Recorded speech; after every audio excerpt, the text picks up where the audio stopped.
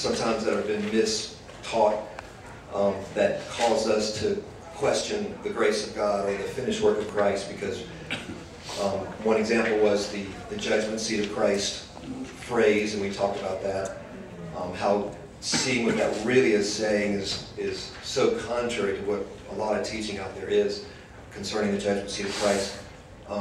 And there's another verse like this. There's a lot of them out there. There's, I can list them. But there's another verse out there that it's in 1 Peter, and the verse says that judgment must begin at the house of God. And so we teach and we see the revelation that judgment has passed for the believer.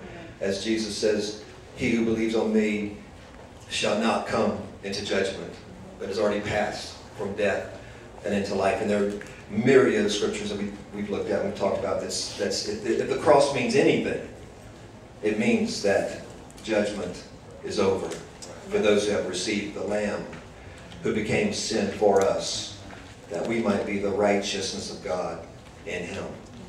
Yet, there's that old verse in 1 Peter that says judgment must begin at the house of God. And if you Google that verse, just to see what other people are saying about that verse, article after article, teaching after teaching is all about the church better clean her act up. The church better turn from sin, because judgment begins at the house of God, and God's going to clean the church's clock. And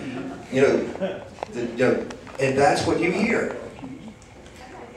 And so anyway, I really believe you're going to be really blessed this morning, and we're going to see what that verse really means. Really means. It's so cool. And then we'll be able to help others see what it really means too, and it'll be life. So glad to have Rick and Millie here. If you guys don't know Rick and Millie, they have a